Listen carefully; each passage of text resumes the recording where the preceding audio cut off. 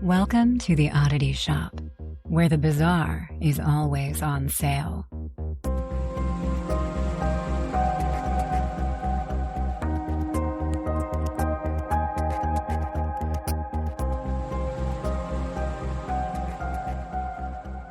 Hey, welcome in, you oddballs. I'm your curator, Kara, and this is the other curator, Zach. We were just talking about shoving raisinets up our nose, so... Just shoving anything up our nose, honestly. Seeing how far things can go up there. This is the Oddity Shop podcast where we talk about creepy, odd, weird, strange stories and how far you can put things up your nose without them getting lost forever. Mm-hmm. If you want to know how far you can put an Apple Watch band, DM Zach. I don't know why. I was bored. I was distracted. I stuck it up there and it went like a good 2.5. It was one of those things where I didn't mean to do what I was doing, right? It just started to happen. But then I got fixated on it and I'm like, it went up further than I thought. So then I was measuring it. It was almost 2.5 inches. I could stick an Apple Watch band. Here's the thing. I just witnessed it. So. I was proud of myself, so I had to show her. All right. Well, okay. What's new other than that? I bought myself a Christmas gift. Me too. For you. I guess it's January 11th, so it's later than we should be talking about Christmas. But I bought myself a wireless, cute-ass keyboard. Right? The couple red buttons on it. It's very sleek. It's very minimalist, but it also is Doesn't it light up or something? Just looks clean. Yeah, see? It doesn't look lit up. Oh, okay. Can it change colors? Can it? Yeah. Oh, I only have it on the white mode right now. Okay. But I don't remember the controls. There's a way to change it to rainbow colors and shit. But yeah. Cute. We also, me and Julia, over the last week have rewatched all 6 Lord of the Ring movies. Oh, it's my favorite thing to do. Oh, it's been so long too. And they're so I love it. Good. So I've tried to get her to watch them with me in the past. Oh, she's never watched them? She's watched the original trilogy when it came out and stuff. I think she watched them all when they came out, but we got really nerdy into it because I know a lot about it. And she started watching The Hobbit with her dad when she was home for Thanksgiving. And he knew a lot. So we were getting into all the lore behind it and everything. And ooh, that would be fun episodes. Ooh, oddities in the Lord of the Rings universe. I love that. All right, we'll do that. It's just so good. It is just so fabulous. And I think I watched every single one of them in theaters. Same. Mm-hmm. The only thing that's hard now, though, is the original trilogy is not, the CGI is not holding up that great anymore. Oh, so it's not that bad. Shut up. I've been watching Buffy and I think it's fine. I think the Eye of Sauron and all of that kind of stuff looks really great, but Gollum just looks terrible. Leave my boy alone. Oh my god, he would be your boy. I love him so much. All right, I bought myself. Here's the thing.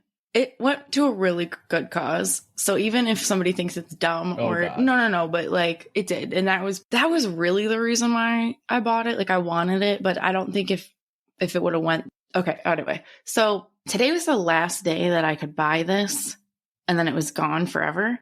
And I've been waiting for weeks debating. And so today I was like, oh my God, I didn't realize this was the last day. So it is the original, not original, but it looks like the original jerseys that they wear in One Tree Hill, the basketball team. And so there's one, that's Chad Michael Murray's character. I knew it was going to be One Tree Hill. Chad Michael Murray's character. And then there's one that's James Lafferty's character. And I could not decide on which one I wanted. And that's... So you got both? No. Oh, hell no. They're expensive. So I went with Chad Michael Murray's ultimately because my husband's like, dude, Chad's because he liked your reel and he was your favorite character. As I get older, my characters change. So he's my OG. So I did get his, right? And it's number 3. So it's hand stitched. It's beautiful. I had to get the signed one because I said to Aaron, do you think I'm ever in my lifetime going to meet him? Because I really would love to go to a meet and greet, but they're so fucking expensive, And Aaron's like, yeah. And so Aaron's like, no, you're never going to meet him. I'm like, all right, well then it goes from $45 to $80, which I know is not that expensive, but it kind of is. I'm not going to buy both. So anyway. Right. For a shirt you'll never wear. I don't get it for 10 weeks or more, but all the proceeds go to St. Jude's Children's Research. Oh, that's cute. And it's because of their 20th anniversary of One Tree Hill. So that's why it's after tonight, it's done and over with. So I had to get it. So I did. I was starting, by the way, just to about things being shipped and taking a while. I was starting to think I got ripped off for some of your Christmas gifts because they kept saying they had been shipped and never showed up. And finally, one of the two of them showed up. So I think I'm in the clear. One of yours came today. It is so fucking good. And when you I have to record you opening it. Oh my God. It is so good. So yours, I was like to Julia, because it came in like the Amazon bag, right? But then it was like its own bag inside the bag that you couldn't see through. But there was a sticker on that bag saying what it was. So I said to Julia, I'm like, I really want to see it, but I'm not going to open it. I'll open it. What the fuck? Well, then the sticker on there that said exactly what it was, I'm like, I don't want her to like know right then. So I'm going to try to peel the sticker off. And when I went to peel the sticker off, it ripped the bag open. I'm like, we're going to look now. So I opened all your shit. I don't give a shit. Fair. I have one. I think. Wait, I just have one more thing because I've never told you this. And I just, not for a reason. There's no reason I've never told you this, but you just don't know this about me. And my obsession is just getting like increasingly worse. Not worse. I don't care. I have been obsessed with Jelly Roll and his wife Bunny. I am obsessed with them. They're amazing. Who? You don't know who? Okay. Goodbye. You don't know who Jelly Roll is? I don't know who these people are. No. Is that a rapper? No, not anymore. He's a country singer. I don't even link him for his music. His music is great. You would know Jelly Roll. He's everywhere. He's breaking records and he's just like such a fucking amazing human. And his wife, here's why I love them. He's an ex-convict and she's an ex-hooker. And they are the biggest powerhouse. It is insane what they've built themselves and how openly. I love it. But it's also taking me back to that conversation we had a couple months back where you had said to me, you're like, I remember when I was like a couple years younger, I always said I would never be that person who says, what the hell are younger people listening to on the radio these days? And then we realized we became those people. I have no idea. Oh, I don't. Here, let me clarify. I saw Jelly Roll in concert, but I don't. Okay. I like his music, but I don't actually really listen to it. I'm going to be completely honest. I love them for the people that you just like them. Okay, gotcha. And she has a podcast, and it's fucking insane. They're incredible people. Their story is so heartbreaking, and how fantastic they're doing. I can't even get over it. I'm just obsessed with them, and I just get increasingly worse. Yeah, only because last night I was like, honey, I have a problem. I cannot stop fucking watching Jelly Roll and Bunny DeFord's shit. Like, I am fucking obsessed. And I don't want anyone to come for me. Sam and Colby are on my list. But now my new list is, how do we get to where we can be on her podcast? Oh my God. She don't even need to be on ours. I want to be on hers. Send her a little letter. She's too big. I don't know how you do it. She's incredible. Okay. In 2007, a sinister underbelly emerged beneath South Florida's sunny exterior. A series of heinous crimes, all originating at the posh town center mall in Boca Raton, sent shockwaves through the community. I'm LA, host of Perpetrator Unknown. I've watched these horrific cases unfold over the past 16 years.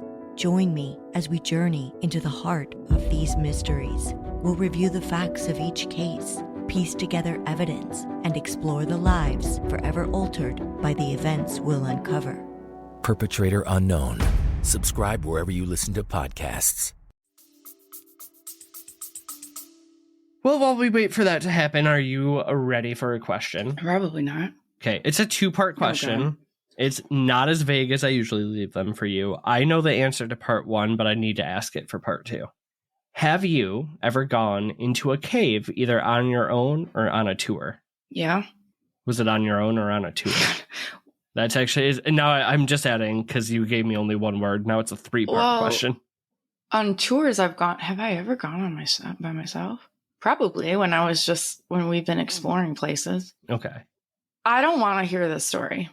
I'm done with it already. I haven't even finished asking the damn question. I'm already done. I'm gone. I'm not participating. What's the creepiest thing you've ever encountered on a tour of a cave? Do you know the answer to this? Because I don't. I said I knew the first part. I don't know the second part. I don't know. They're all kind of creepy. See, for me, it was cave crickets, because I was really excited to see a cave cricket. Oh. And they look like giant fucking spiders. And that's the creepiest thing I've ever seen in a cave. Ew. Yeah, they're horrifying. Oh, I don't even know if I've ever heard of that. Yeah, they're gross. Look them up later. No.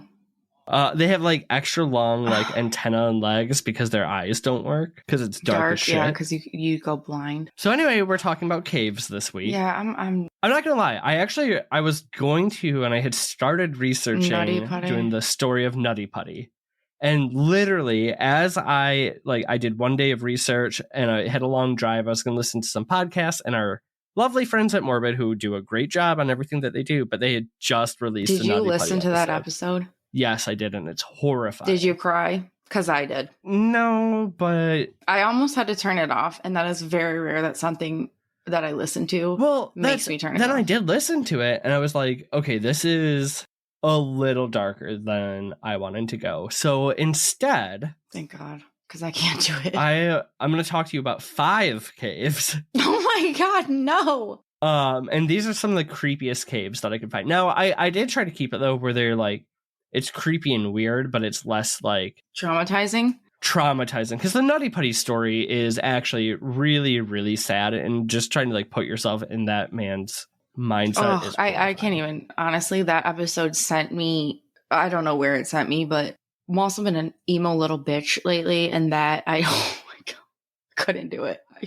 I'm okay with doing like the cave tour. It's a big cave. Yeah. Right. Oh yeah, me too. But like, these people who go spelunking into these tiny caverns and have to like slide on their bellies through things and whatnot. Spelunking is, I won't say stupid because I understand. It's definitely like an adrenaline junkie thing. Yeah. And I don't understand personally, but I do understand, like, it's just like wanting to climb Mount Everest and stuff like that. So I understand it to an extent, but I will never understand it.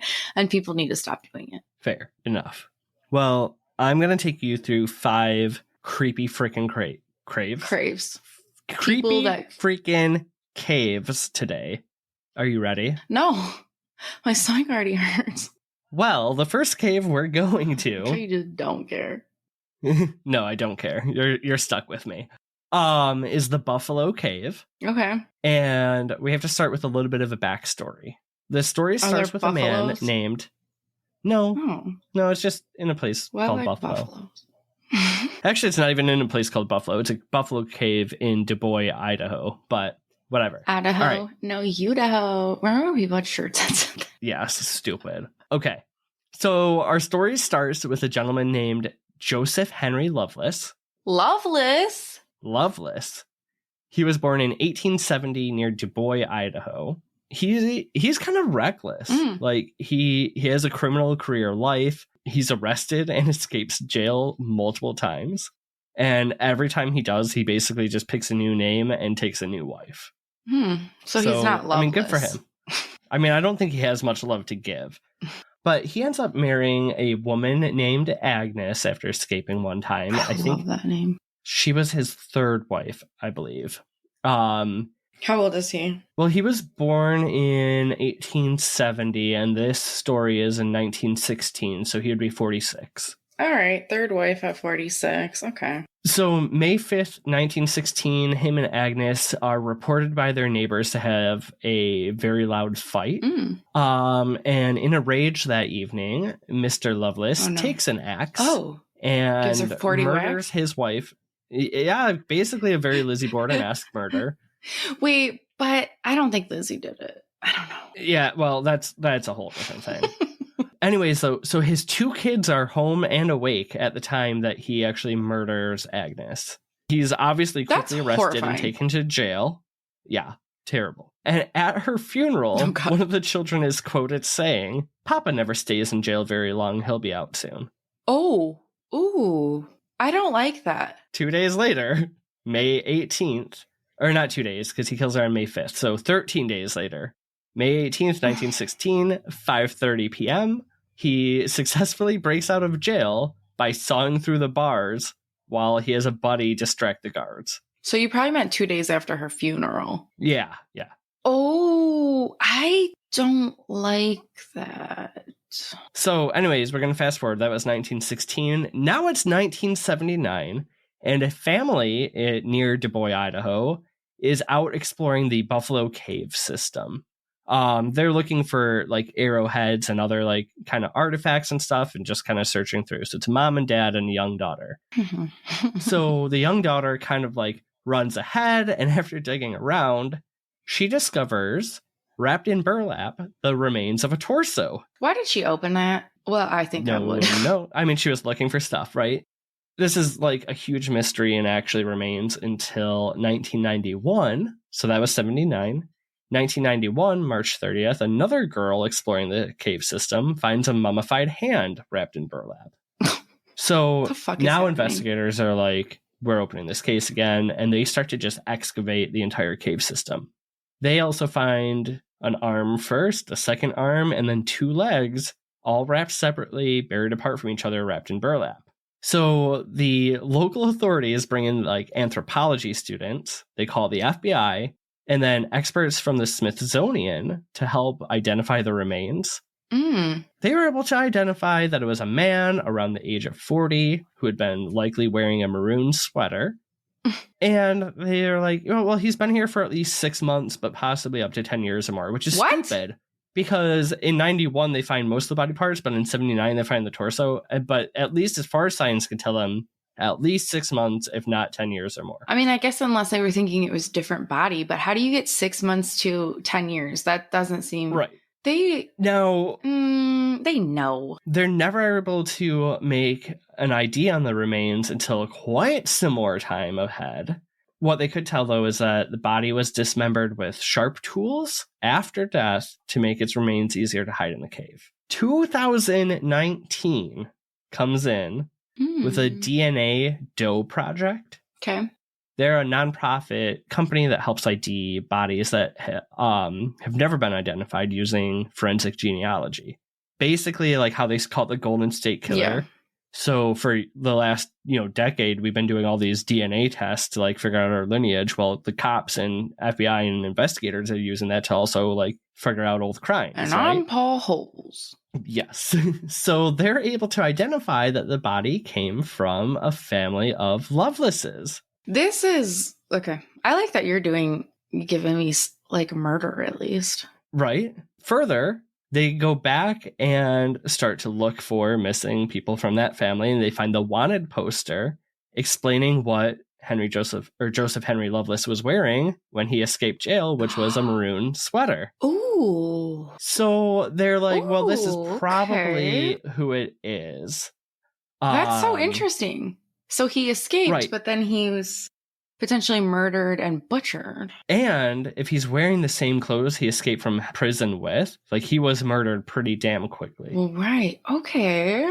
So the body isn't just 10 years old. The body is 100 years old. No, it is solved because, okay, so it's hard to use the DNA evidence to figure out it was him because our unidentified body, Mr. Loveless, his grandfather was a polygamist with 4 wives, so there were hundreds and hundreds of blood matches in this family. That's crazy. But they were able to track down a direct descendant of Joseph and determine with 100% certainty that the body found in the Buffalo Cave was that of Joseph Henry Loveless from 100 years earlier. I'm still just caught up on the fact that they thought that it was 6 months to 10 years. That's just so stupid to me. I think the thing is like, it's probably one of those things where less than 6 months to a year, there's still like meat on the bones. Yeah, but I mean, and this is petrified to a point.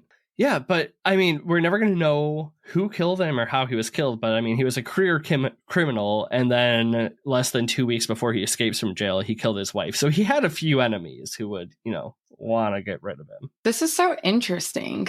And it's really weird that his child commented that it wouldn't be long before he was out. I thought that was weird too, because it's like they're not even upset like, oh, dad killed mom. Right. Papa will be out soon. How old was that kid? Do we know? I don't know. Like, do you think they murdered him? So this episode is a little bit of a collection of short stories. I don't have too many details on them. But we're ready to go to cave number 2 if you're ready. I guess I have to be. You have to be. This time we're going all the way to Kenya. Oh. Okay. There's basically a national park there, which is the Mount Elgin National Park. Mount Elgin is a huge mountain, and underneath it lies the Kitum Cave. Kitum. Kitum. It's actually really, this cave is super cool. So it's over 200 meters long and goes like deep into the mountain depths because it was once a lava tube, because Mount Elgin used to be a volcano that's no longer active. And it's been researched a bit, and they're able to determine that over like the course of human history, it was used by early human civilizations as a shelter. Now, though, Mount Elgin is really like, it's not a heavily populated area. There's a few humans. It's a national park. Right? There's a few humans. But it's not like, there's not like settlements or cities or towns nearby. Particularly, though, about this mountain or this area in the mountain, it gets a ton of rain. So as the rainwater comes down, it washes all these minerals off the cave, which then go and collect inside of the lava tubes, Kitum Cave being one of them. That just reminded me of what's the fucking song? Wash the Let the rain no, come not Hillary down. Duff, the nursery. Oh, Wash the away. the itsy bitsy spider. Yeah, but what's the lyrics of it? Because you're like, anyway, goodbye. I don't know. We're moving on. So anyways, all these minerals being deposited into the cave brings many new residents. And the first is elephants. Oh. So elephants need a lot of salt to survive, which is one of the minerals that settle in the Kitum Cave. I didn't know that. Yeah, there are 300 elephants that actually call the cave home. I love elephants. And they're mining elephants. Oh. It's salt is really rare in that area, and like it's not like densely vegetated. So to get the nutrients they need, they use their tusks to actually mine into the rock, which breaks off the salt deposits, and then they use their trunk to like sift through the rocks and eat the salt. So cute. Why do they need salt? Do you know? Well, their diet just requires salt. Interesting. And like where they live is not like a very salty place except for on the mountain, and then it washes into the caves. That's so cute. So along with the elephants, though, there's birds, insects, and bats. I love bats. You might not. In 1980, a 56-year-old Frenchman living in Kenya decides to explore the beautiful cave system. And he spends a lot of time in there taking in the wonder and just exploring around. And after a few short hours, he leaves. 7 days later, he gets a headache. And that headache turns into a fever. And that fever turns into nonstop vomiting. Mm-hmm. Once his skin starts to turn yellow and his face starts to droop, friends help him to get onto a plane to go to a hospital in Nairobi. By the time the plane lands, our little Frenchman is puking up black liquid. Then his nose starts to bleed and won't stop. He makes it to the hospital. He leans over, vomits a bunch of blood, falls unconscious, and then blood starts to pour from every opening in his body. Cute. He dies pretty darn quick, Yeah. unfortunately. I think so. He contracted a virus called Marburg, which is a cousin of Ebola and has a death rate of about 80%. I mean, it's insanely deadly. How old was he? 56. 56, 46. 56. He's 56. When they determine this, though, like it remains a mystery, right? Because that virus hadn't even been seen in 5 years. And doctors like, where the hell did this man get this from? 7 years later, a 15-year-old Danish boy contracts the same disease and passes away really quickly as well. Disease, like researchers, right, get in touch with the family, and the boy's family tells investigators that he had been spending time in a place called the Kitum Cave, among other Here's details. the thing. Just leave the cave alone. And the bats. Right? Leave them alone. Well, one of them had also worked on the case of the Frenchman, and they also remember, like when they gathered his history, that he had also been in the same cave before getting the same virus. So, 1988, a research team for infectious diseases, local Kenyan authorities, and the U.S. Army put on whole biohazard gear, and they sent it into the cave to check it out. They collect animals, different resources, all sorts of evidence from inside the cave, right? So they take bats, they take guano, which is bat poop, elephant feces, scrapings from the wall, but they find no sign of the virus whatsoever. So they're like, well, maybe that isn't it, and Kitum is safe. Till 2 decades later, Jesus. in a neighboring cave system, scientists discover Marburg in a bat population, which was determined to be the same not only species but colony of bats that lived in the Kitum Caves. It's crazy that they know that. So they collected bats from Kitum originally. So now that they have these bats, they can like do blood testing and figure out they were basically related. What they determined was that people were getting sick. So remember, they're not the only people who've been in Kitum. It's been researched. They already knew it was an elephant mining cave.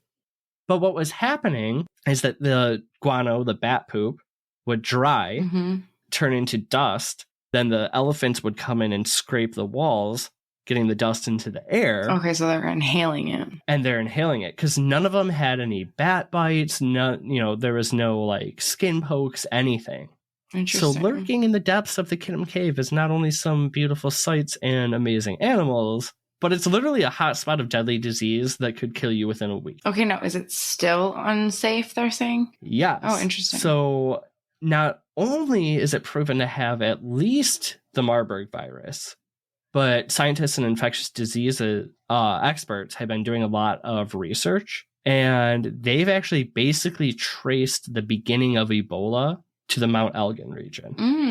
In fact, more than one case have been linked to the Kitum Cave as well as the Marburg. And while there's not enough evidence to prove it right now, many believe that this cave is actually the birthplace of the Ebola virus that's caused like just utter devastation throughout Africa and is like a super, super infectious and deadly disease. Ugh. Yikes. Do they let people still explore at their own risk, or no? Is it like... I don't think it's like officially closed off or anything, but everyone around there know. It's like, yeah, hey, you can go into this hole in the ground, but you might die in a week. Are you going to risk that? Right. Well, hell no. Yeah.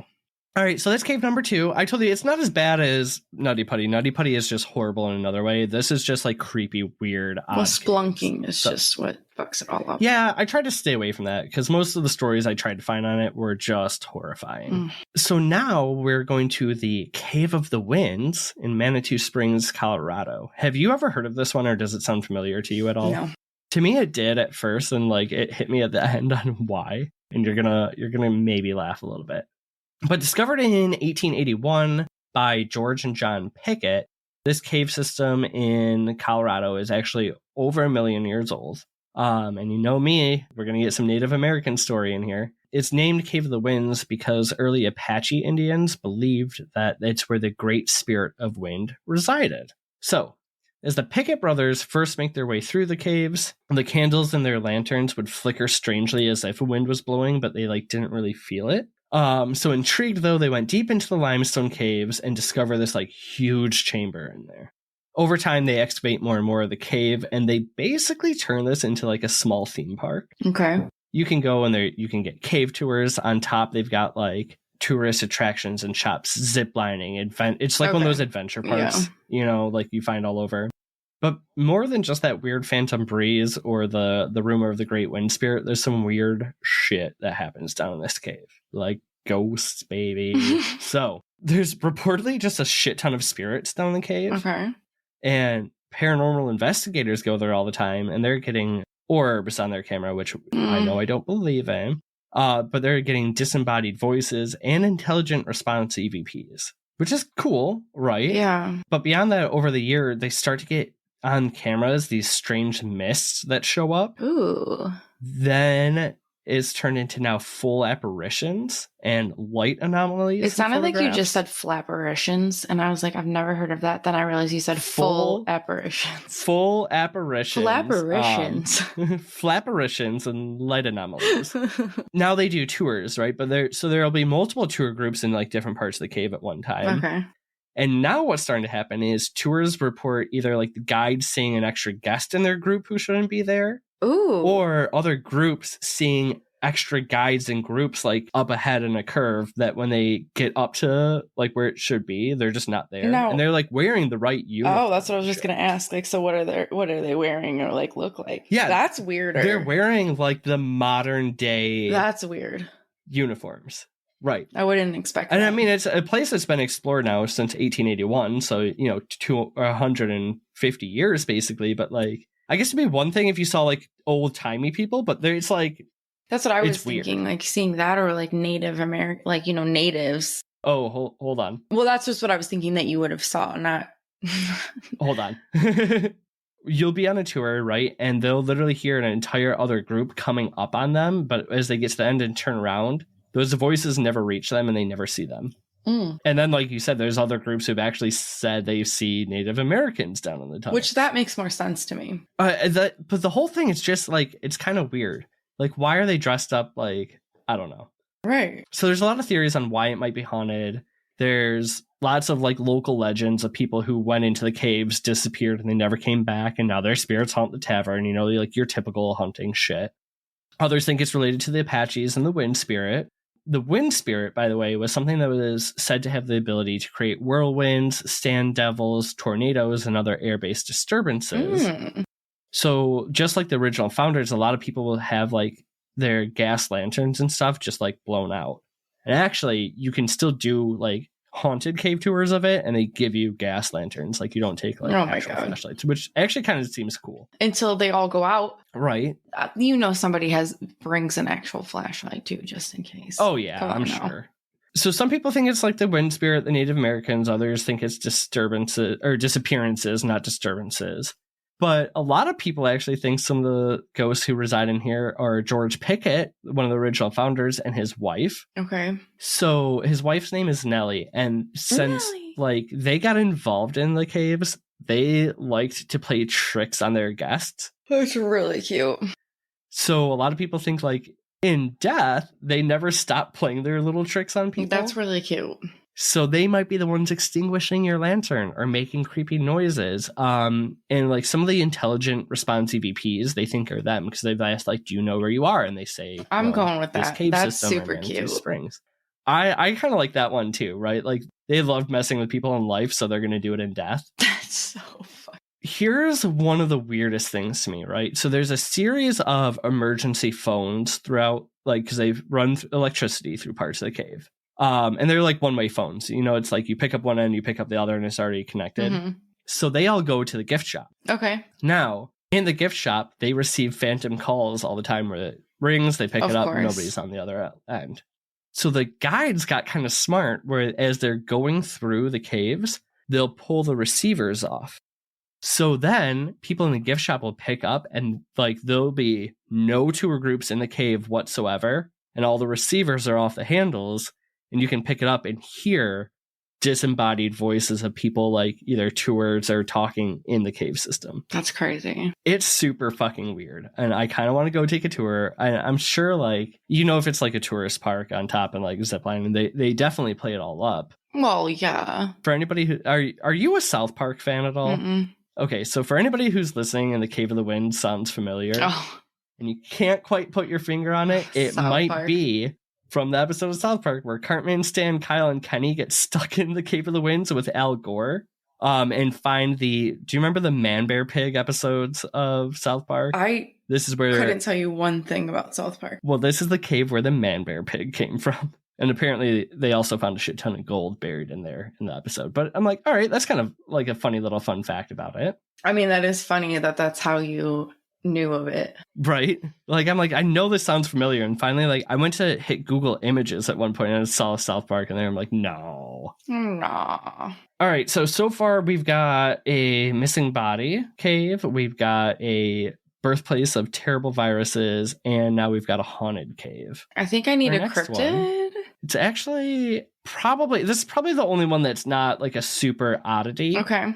But I think it's just cool as hell. This is actually a well. Oh. Have you ever heard of Chichen Itza? Chichen Itza. That sounds really familiar. It's in the Yucatan Peninsula of Mexico, and it's like the ruins of a great Mayan city. It's the pyramid. Okay. The pyramid with a square building on top. Okay. But it's way inland in the jungle. Okay. So I think it was discovered not super long ago because they had to excavate it because it was almost like covered in earth. But then they found this Chichen Itza. Chichen Itza. Yeah. Chichen Itza. I think I'm saying it close to right. We're not. But the pyramid, so it's a Mayan city, but in the middle of that pyramid is called El Castillo. But you've seen it. It's the pyramid in the jungle. It's like 4 sides. In the middle of each side, though, are like actual regular steps going up to like a square room. Yeah, I think I know. I'm going to look it up, though, but I'm pretty sure I know what you're talking about. So while you're looking it up, it dates back to like between the 8th and 12th century AD. It was a Mayan temple to their feathered spirit deity. Not really sure more than that. A feathered spirit deity? Yeah. Okay. Or serpent, feathered serpent. So almost like kind of dragon-esque. Okay. Oh, yeah, I know. Which that's also a whole nother oddity about how all these ancient civilizations all came up with dragons on their own. Kind of makes you think they existed, but... They did. Hello. Right. Like I said, you could do an entire episode on that. You could do an entire episode on the city, but we're talking about what's going on beneath the ground. So it was a really big mystery for a long time of like how Mayans got their water, because a lot of their settlements were not built near the ocean. They were built like back into the jungle, not really close to a river or whatnot. So historians were kind of confused for some time. But in 1966, they started to discover the Mayans' water source, which is there's a series of sinkholes and wells that would fill up with water during like the rainy season. And they're all connected below ground between like hundreds and hundreds of tunnels. That's so insane. So the rainwater would like erode the land and then down into the land, creating all these tunnels where all the water would collect. And as, you know, the water table would fill up, they'd have water. And then in times of drought, the water table would go down and it would leave the watering holes empty. That's just so crazy. It's wild. And I'm kind of jumping ahead, but I'm going to say it now. You know, the Mayans basically disappeared and nobody understands why. They're like one of the lost civilizations. Yeah. Well, they think it was actually a very long drought and all these wells and sinkholes dried up, which led to their like downfall. Anyway, researchers noticed when one of these sinkholes were empty that 80 feet below the ground, all the holes and wells are connected. Not only that, because we've already said that, that's not the weird part. What they found inside is shocking. So during the dry times, the Mayans would actually make use of the cave system, not only to live in to escape like jungle sun, but they found ritual sites and other temples to different deities, one being Balamku, the jaguar god. Jaguar god? Yes. I want that title. What is this called again? It's called the Balamku Well. They found a tunnel that you almost have to crawl on your belly through. I'm only giving you one of those, I promised you. That led to 7 chambers dedicated to Balamku and also the god of rain. I'm going to say it wrong. Tlaloc. Tlaloc. Tulloch. Right. So to get to these chambers, though, like you really have to like belly crawl a long way. But now they're finding ritual objects down here. So they're finding vases, incense burners, decorated plates, like all these things that people would offer up to that's so these deities to bring rain. Incredible. Well, the incredible part about it is like water preserves things really well and they're never directly let out to sunlight.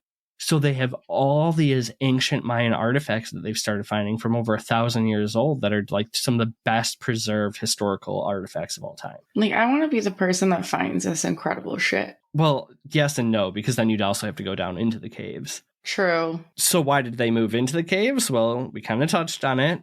There was a big drought. This lasted from 700 to 1000 AD, a 300-year drought. Dang. Wait, what the fuck? Yeah, that the Mayans traveled down into the cave systems and kept trying to appease the gods. Okay. That's sad. It is. It's really sad.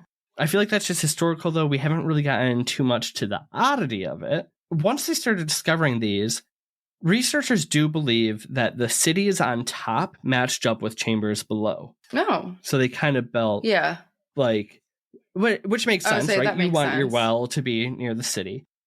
Now, at Chichen Itza, where El Castillo is, researchers for a long time have believed that there's actually, right beneath the pyramid, there has to be an entrance to what's called the cenote, which is an underground lake. Cenote? They haven't been able to find it yet, but they kind of believe that if they built the temple on top of the ground, that below there also was likely a temple that was the portal to their underworld. They have not found out how to get quite underneath the pyramid yet, but a more recent, like to the south of it, another entrance to a cenote was found that goes about 80 feet down to a huge cavern. Okay. And And there's kind of 2 paths. One that's on one side, I think it's the east side, is a ledge with a bunch of the same thing, the vases, the offerings, the incense burners.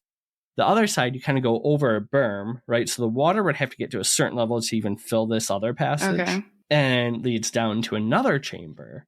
Inside this chamber were offerings of a different type. Do I want to know? So they had the same vases, the incense, and then hundreds and hundreds of human remains from human sacrifices. I knew it was going to be human sacrifice. Ugh. Yeah. So there's hundreds of them.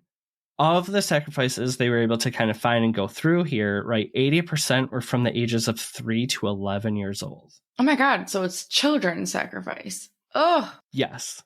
I found one quote from a researcher who said it's hard to understand why they sacrifice children, but we have to stop and think about maybe the health status of those children.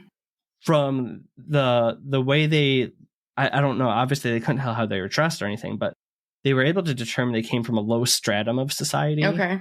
And likely were even stolen from other communities. Oh, yikes. Weirder yet, though, is like they're not only sacrificing these people when the rain is low, because like when the rain's low and they're empty, they can obviously get into that one chamber, right? Oh, yeah. But they also wanted to thank the gods during times when the rain was really high. So, also in that same cenote, remember it drops down to that huge cavern at first? Basically, straight under the whole entrance on top is another site of human sacrifices where they were basically still sacrificing humans when it was totally full just to keep them happy. Yikes. So, next time you go down to Mexico and they tell you not to drink the water, might be less to do with the disease and Montezuma's revenge and more to do with the fact that the groundwater has literally been marinating for 1,000 years. Bodies of ancient Mayans. Giving Elisa lamb. Yeah, I knew, I almost put something in there about like making a comparison, but I knew when I said it, you would, because I know how obsessed you are with that story. This is like, okay. Okay. The last one, I thought about whether to keep it or whether to drop it off, but I think it's just kind of cool. It ties in a lot of like ancient Roman. God, I don't know why I couldn't think of the word Roman. So there is this ancient Roman mythological person. Well, you know, the whole thing is like all these philosophers wrote about people who were real, but then like the stories got so misconstrued, far-fetched. Yeah. Like Troy, you know, fighting all these monsters and shit. We know Troy was real. Whatever. Okay. In the area of Italy that's now Naples, it was the Cumae area. And this ancient city of Cumae had a cult to the god Apollo. Okay. The cult was led by prophetesses. And the most famous of that being the Cumaean Sybil. They always called her the Cumaean Sybil. I don't know why they had to say where she was from. Okay. But ancient Roman poets and philosophers write about her many times. So the very condensed story is that she had a special grotto or cavern where she would speak with Apollo and make attempts with him to predict the future course of events. So in her grotto, she's kind of acting like an oracle. And she would take her predictions and write them down on leaves and leave them near the entrance to her cave for people to read. Every time you say grotto, I just think about the grotto on the Playboy Mansion. Oh, I thought you were going to go with Little Mermaid. You went, yeah, a little bit different than where I was thinking. Well, maybe sort of Playboy-esque. In one story, she traded her virginity to the god Apollo so that she could live for as many years as the amount of grains of sand she could hold in her hand while she lost her virginity to him. So she lives for a really long time, but she starts to get sick of Apollo, apparently, and is like, I don't want to be your lover anymore. And he's like, okay, fine, start withering away. Oh. And then she dies. Oh, but before she dies, she writes the Sibylline books, which are the books of the prophecies she got from Apollo. And she tries to go and sell it to a king and just wanted to charge an exorbitant amount for it. So when he said no, she goes, fine, fuck all you guys. And she throws them into a fire. Okay, drama queen. Oh, honey, wait up. Because the drama gets better. So after she's done with her little predictions, a lot of the writing starts to say she acts as a keeper to the underworld, and that she finds out that her grotto is actually an entrance to Hades. Hades and is my boy. She would lead different like famous heroes, right? Through the cave and take them to the underworld. Maybe to the actual river Styx, where they could either get help guidance or be guided by family members if they were strong enough, or if they weren't, they just stayed in the underworld. Yep.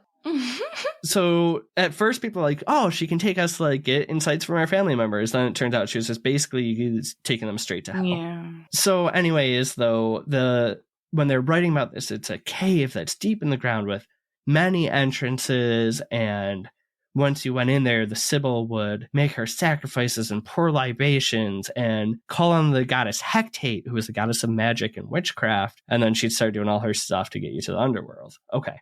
So the city of Cume Falls, cave is lost to history, but a lot of people are like constantly searching for it.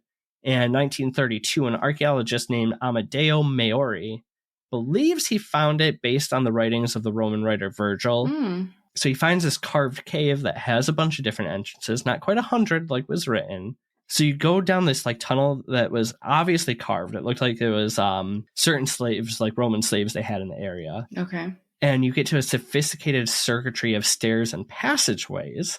And at the end of one is like kind of a cavern with 3 little rooms. And it very well lines up to where she would do her prophecies and apparently just sleep with Apollo.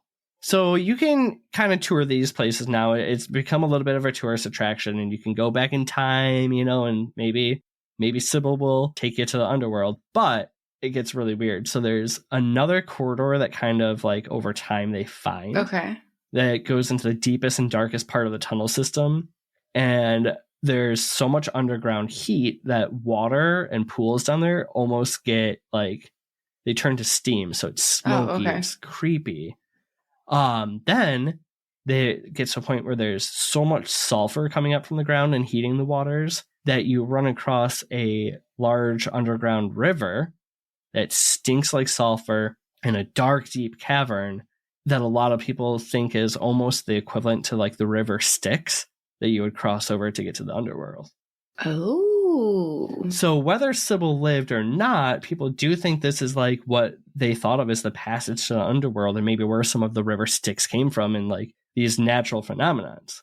So you can go past there, and then there's a whole bunch of other passages that they know of that are all blocked with rocks and rubble. Wow. Now, I don't know about you, but as human beings, we should never fucking open these passages. Absolutely like, there not. are just some things. Absolutely not. Whether this is the right cave or not, and whether it's the portal to the underworld, ancient Greeks and ancient Romans knew of a lot of shit going on this planet that I don't think we understand. And after hearing like the stories of the Nutty Putty and Spelunking, or some of the ones we've talked about today, I don't care what's down there, whether it's a disease or the actual underworld or any of this other crazy shit that it could be in caves. I think we should just leave it closed.